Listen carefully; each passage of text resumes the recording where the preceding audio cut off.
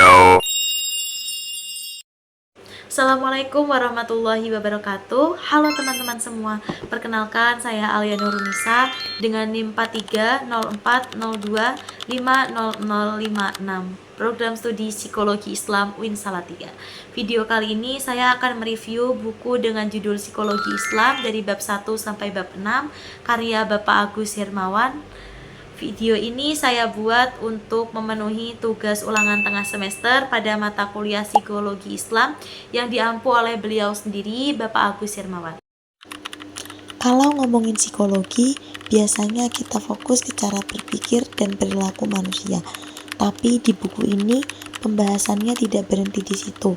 Di sini dijelaskan kalau manusia juga punya sisi jiwa dan spiritual yang gak kalah penting untuk dipahami. Di bab 1 ada konsep manusia dalam perspektif Islam. Sebenarnya manusia itu apa sih? Manusia dijelaskan sebagai makhluk yang unik karena tidak terdiri dari unsur fisik saja, tetapi juga terdiri dari akal, jiwa, dan dimensi spiritual. Dalam Islam, manusia memiliki kedudukan yang istimewa karena menjadi hamba Allah dan juga menjadi khalifah di bumi. Hal ini menunjukkan bahwa manusia memiliki tanggung jawab besar, baik terhadap dirinya sendiri, terhadap sesama manusia, maupun terhadap Allah. Manusia memiliki dua potensi untuk berbuat baik dan juga berbuat buruk. Hal ini menjelaskan bahwa kehidupan manusia sangat dipengaruhi oleh cara ia mengelola akal, hati, dan nafsunya agar tetap berada di jalan yang benar. Di bab 2 membahas tentang pengertian psikologi Islam, objek, dan ruang lingkupnya. Psikologi Islam yaitu ilmu yang membahas perilaku dan kejiwaan manusia berdasarkan nilai-nilai Islam yang bersumber pada Al-Quran dan hadis. Objek kajiannya adalah manusia, khususnya perilakunya, tetapi tidak hanya dilihat dari lahiriahnya saja, melainkan juga dari sisi batin dan spiritualnya. Ruang lingkup psikologi Islam lebih luas dibandingkan psikologi Barat karena mencangkup dimensi spiritual. Pada bab 3, buku ini membahas tentang psikologi Barat dan juga psikologi Islam. Apa sih persamaan antara psikologi Barat dan psikologi Islam? Persamaannya yaitu sama-sama mempelajari manusia dan perilakunya. Apa sih perbedaan antara psikologi Barat dan psikologi Islam? Perbedaannya terletak pada psikologi Barat lebih menekankan pada aspek fisik, mental, dan lingkungan sosialnya. Bahkan ada aliran psikologi Barat yang menjadikan hewan sebagai objek penelitian, lalu hasilnya diterapkan terhadap manusia.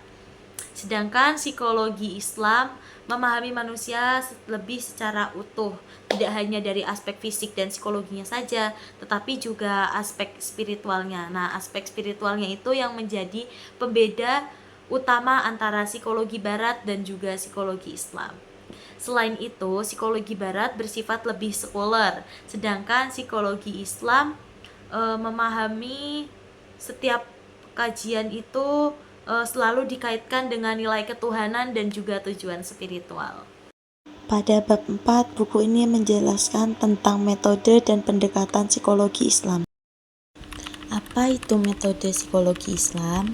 Di buku ini sudah dijelaskan metode adalah cara sistematis untuk memahami suatu fenomena.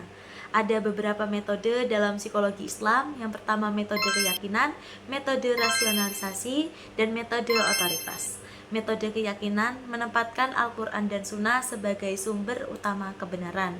Metode rasionalisasi tetap menggunakan akal tetapi tidak menghilangkannya wahyu. Dan yang terakhir, metode otoritas merujuk pada pendapat para ahli dan ulama yang telah memiliki pengalaman dalam memahami perilaku manusia. Ada 3 faktor pendekatan dalam psikologi Islam. Yang pertama ada pendekatan struktural, yaitu faktor memahami susunan jiwa manusia. Yang kedua ada faktor fungsional, yaitu memahami peran agama dalam perubahan sikap sehari-hari. Yang ketiga ada faktor psikoanalisis, yaitu mencoba memahami perilaku manusia dengan perkembangan diri. Pada bab 5 di buku ini ada jiwa atau nafas dalam perspektif Islam. Apa itu jiwa? Jiwa dapat dipahami sebagai pusat kehidupan psikologis manusia yang tidak hanya berhubungan pada perilaku tetapi juga dengan kondisi batin.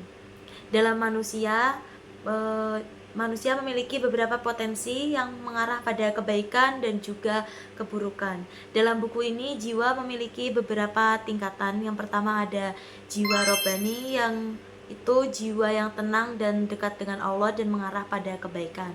Yang kedua ada jiwa insani, yaitu jiwa yang masih naik turun, kadang mengarah kebaikan, kadang juga mengarah ke keburukan. Dan yang terakhir ada jiwa hewani, yaitu jiwa yang menuruti nafsu dan juga kesenangan. Setiap tingkatan ini menggambarkan kondisi spiritual dan psikologis seseorang dalam menghadapi kehidupan. Dijelaskan juga menjaga kesehatan jiwa itu sangatlah penting karena untuk menjaga keseimbangan antara akal, hati, dan juga dorongan nafsu.